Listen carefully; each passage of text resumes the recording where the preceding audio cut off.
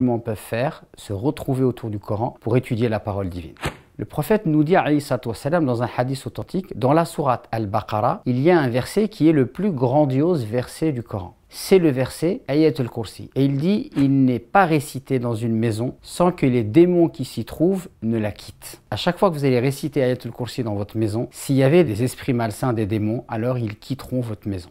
Dans un autre hadith, il est rapporté que le prophète alayhi salatu wassalam a interrogé un de ses compagnons, Ya Abal Mundhir. Il lui a dit, connais-tu le plus grandiose verset du Coran? Et on voit comment le prophète alayhi salatu wassalam, il était avec ses compagnons et la manière dont il leur enseignait par le jeu en leur posant des questions. Et à chaque fois que le prophète alayhi salatu wassalam va poser cette question à ce compagnon va répondre, Allah et son messager sont plus savants. Et là également, on voit le comportement que le compagnon avait avec le prophète alayhi salatu wassalam. Et c'est une leçon pour toute personne qui a un enseignant, il faut qu'il se comporte de manière respectueuse et modeste avec lui. Donc le prophète va réitérer sa question jusqu'à ce que le compagnon va oser donner une réponse et il va dire « Je pense que c'est Ayatul Kursi ». Et là, le prophète va le féliciter. Il va lui dire « Félicitations pour ton savoir ». Et on voit la manière dont le prophète encourage ses compagnons à apprendre le savoir. Ensuite, le prophète va rajouter de la connaissance à son compagnon et il va lui dire « Par celui qui détient mon âme entre ses mains, Ayatul Kursi dispose d'une langue et de 2 lèvres au pied du trône du tout miséricordieux qui ne cesse d'implorer Allah subhanahu wa ta'ala ».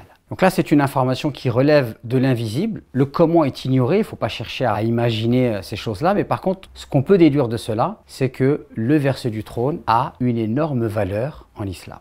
Il y a également un récit qui est connu avec Abu Huraira radiyallahu anhu, lorsque le prophète lui avait confié la garde du trésor public. Il devait garder les biens des musulmans. Abu Huraira constata à plusieurs reprises que le soir, il y a un homme qui venait prendre de ce bien qui appartenait aux musulmans. Et à plusieurs reprises, Abu Huraira radiyallahu anhu va prendre ce voleur la main dans le sac. Et à chaque fois, le voleur va insister et Abu Huraira va lui pardonner. Au matin, le prophète alayhi salatu wassalam était tenu au courant de cela. Et il va dire à Abu Huraira, est-ce que ton voleur est revenu? Donc cela va se produire à plusieurs reprises jusqu'au moment où Abu Huraira radiyallahu anhu va dire à ce voleur, maintenant je te pardonne plus, je vais t'amener au prophète alayhi salatu wassalam. Et là le voleur va lui dire, écoute, ne m'amène pas et je te promets de t'enseigner une chose qui a une énorme valeur. Si tu récites Ayatul Kursi tous les soirs avant de t'endormir, Allah t'envoie un ange et à ce moment-là, Satan ne pourra pas t'approcher durant toute la nuit. Et là, Abu Huraira radiyallahu anhu va relâcher le voleur et le matin, il va rencontrer le prophète alayhi salatu wassalam. Et il va lui raconter ce que ce voleur lui a enseigné et le prophète va lui répondre, il t'a dit la vérité, sadaqaka wa huwa kadhub, alors que c'est un menteur. Et ici, il n'a pas dit kadhab, il a dit kadhub. C'est pour intensifier cela, pour dire que c'est un menteur invétéré. Et en fait, il était question de shaitan. C'est shaitan en fait qui venait le soir voler, il était affamé, et c'est Satan qui a enseigné cela à Abu Huraira radiyallahu anhu. Ceci est bien la preuve qu'on peut prendre la vérité de n'importe qui tant qu'on est sûr que c'est la vérité. Et d'ailleurs, cela m'amène une petite réflexion. Parfois, les gens pensent qu'ils se sentent possédés et carrément que le diable est rentré en eux. Eh bien, récitez ce verset sincèrement. Et si vous récitez ce verset sincèrement, alors il ne pourra pas passer la nuit avec vous. Il sera obligé de sortir de votre corps.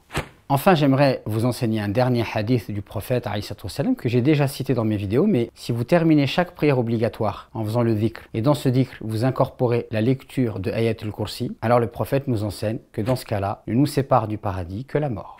On peut s'interroger sur les raisons qui ont donné autant de valeur à ce verset du Coran. Il suffit de lire son contenu. Allah, point de divinité à part lui, le vivant qui ne subsiste que par lui-même. D'emblée, on voit que ce verset a pour sujet le divin. Ce verset nous parle d'Allah. Et on sait en fait que tout le Coran, il peut se résumer à travers 3 thématiques. On nous parle d'Allah, ou alors on nous parle de la création, c'est-à-dire de la vie d'ici-bas, des peuples qui sont passés, des prophètes, etc. Ou alors on nous parle de la vie après la mort. En fait, tous les versets du Coran, on peut les classifier dans ces 3 catégories. Et nul doute que le sujet suprême, c'est le divin, la connaissance d'Allah subhanahu wa ta'ala. Et ce verset nous parle d'Allah. Tout de suite, on commence par Allah. On nous dit que nul ne mérite qu'on lui voue un culte si ce n'est Allah subhanahu wa ta'ala. Et on nous indique 2 noms divins, Al-Hayyu, donc le vivant, qui ne meurt jamais, et Al-Qayyum, celui qui subsiste par lui-même, qui n'a besoin de personne pour vivre. Ni somnolence, ni sommeil ne le saisissent. Là encore, ce verset-là nous parle d'Allah, il nous donne une caractéristique divine qui le préserve de toute ressemblance aux créatures. À lui appartient tout ce qui est dans les cieux et sur la terre. Et là encore, on voit qu'il y a une distinction entre la création et le créateur. Le créateur possède la création. Et en aucun cas, il peut être possédé par cette création qu'il a lui-même créée et qu'il transcende.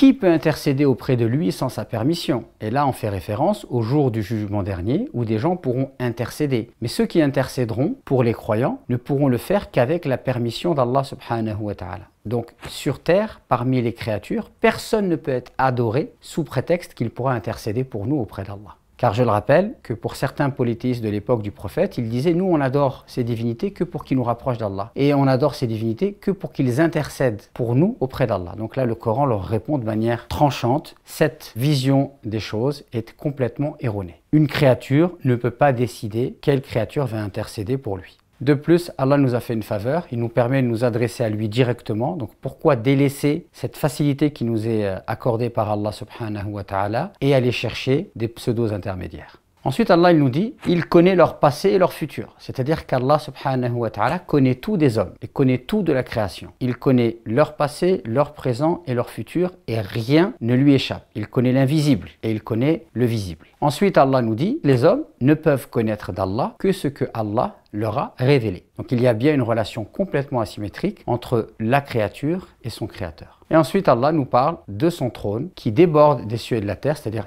parle de son immensité et du fait que le fait de préserver son trône ne lui coûte aucune peine. Donc il ne fait aucun doute que ce verset a pour objectif de nous permettre de nous enraciner et de nous imprégner de la grandeur et de la puissance d'Allah subhanahu wa ta'ala.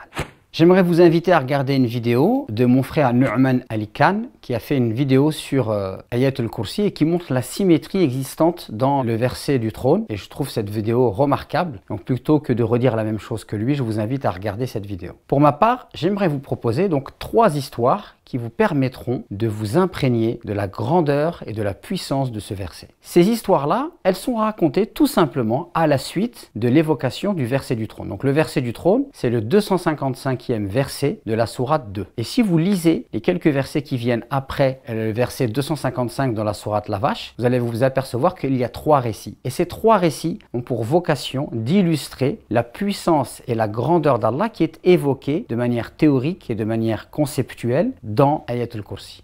La première histoire, en fait, c'est l'histoire entre Ibrahim et Nemrod. Donc, le roi Nemrod va discuter avec Ibrahim. Il va lui dire, qui est ton Seigneur? Et Ibrahim va lui dire, mon Seigneur, c'est celui qui donne la vie et la mort. Et Nemrod va lui dire, moi aussi, je donne la vie et la mort. Donc, il va ramener 2 personnes. À une personne, il va demander qu'elle soit exécutée. Et à l'autre, il va l'épargner, il va lui laisser la vie. Et il va dire, tu vois, moi aussi, je donne la vie et la mort. Et là, Ibrahim va lui dire, mon Seigneur fait que le soleil se lève de son levant, c'est-à-dire à l'est, eh bien toi, fais-le se lever de son couchant. Et là, il va confondre le roi Nemrod qui ne va pas savoir quoi dire. Donc cette histoire, elle est très intéressante parce que si vous voulez vous imprégner de la grandeur divine, alors vous devez sortir de toute analogie. C'est-à-dire qu'il n'y a aucune comparaison possible entre la créature et le créateur. Et très souvent, certains humains, dans leur folie, ils ont voulu concurrencer Dieu. Et ils ont pensé qu'ils pouvaient se comparer à Dieu. Et cela est une énorme injustice. Et c'est pour ça qu'Allah nous dit qu'il ne guide pas les gens injustes. Donc lorsque Allah subhanahu wa ta'ala évoque cette histoire de Abraham et de Nemrod, il nous dit qu'il ne guide pas les gens injustes. C'est-à-dire que si vous voulez vous imprégner de la grandeur d'Allah, ne soyez pas injuste. Ne cherchez pas à comparer ce qui n'est pas comparable. La deuxième histoire, on raconte, d'après les livres d'exégètes, que Uzayr, un roi juif, lorsqu'il va arriver à Jérusalem, après que celle-ci ait été détruite par Nabuchodonosor, il va se dire comment Allah il va pouvoir ramener la vie dans cette cité. Et là, Allah il va lui envoyer un ange, il va le faire mourir pendant 100 ans, puis il va le ressusciter. Et quand il va le ressusciter, il va se rendre compte que Jérusalem a été reconstruite. Également, une information qui est intéressante, c'est que l'ange va poser la question suivante à Uzayr. Il va lui dire combien de temps as-tu été endormi? Et il faut savoir qu'il avait été endormi au début de la journée et qu'il a été ressuscité en fin de journée. Et donc Uzayr va dire je pense une partie de la journée ou une journée. Et là l'ange va lui dire non, tu as été endormi pendant 100 ans. Et Allah Azza wa Jal termine ce récit dans les versets en disant que Inna Allah ala kulli shay'in qadir, Allah est capable de toutes choses. Et enfin, la troisième histoire, c'est celle qui nous est contée dans le Coran lorsque Ibrahim demande à Allah subhanahu wa ta'ala de lui montrer comment il redonne vie aux morts. Et Allah va lui dire, est-ce que tu doutes? Tu doutes de cela? Il lui dit, non, je doute pas, mais c'est juste pour que mon cœur s'apaise. Et là, Allah subhanahu wa ta'ala va demander à Ibrahim de prendre des oiseaux. Il va lui demander de les égorger et de les couper en plusieurs morceaux, de les mélanger, de les disperser dans plusieurs collines et de garder les têtes avec lui. Et ensuite, il va dire à Ibrahim, appelle les oiseaux. Et donc, il va voir les oiseaux se reconstituer et venir vers lui. Et lorsqu'il leur propose une tête qui n'est pas la leur, ils vont la refuser. Et lorsqu'il propose la tête qui correspond au corps, l'oiseau va l'accepter. Et donc, dans ce spectacle incroyable, Ibrahim va pouvoir apaiser son cœur et voir comment Allah donne vie aux morts. Et donc, vous avez ces trois histoires qui nous prouvent que Allah subhanahu wa ta'ala est capable de toutes choses. Et dans le récit d'Ibrahim avec les oiseaux, le verset se termine en disant que Allah est certes Azizun Hakim, puissant et sage. Et je rappelle que ces deux caractéristiques, la puissance et la sagesse, s'associent dans une harmonie incroyable. Puisque vous pouvez très bien être sage, mais si vous n'avez pas la puissance, alors personne ne suivra votre sagesse. Par contre, vous pouvez être puissant, mais si vous n'êtes pas sage, alors vous utiliserez votre puissance à mauvais escient. Mais Allah, lui, est puissant et sage, c'est-à-dire qu'il est